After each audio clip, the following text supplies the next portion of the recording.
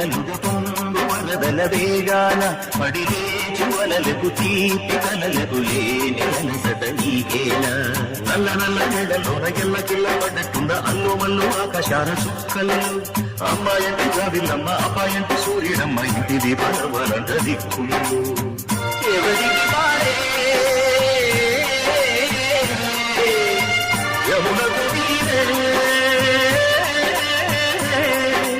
రేవు నీరు నావదంట నావతోడు రేవుదంట పంచుకుంటే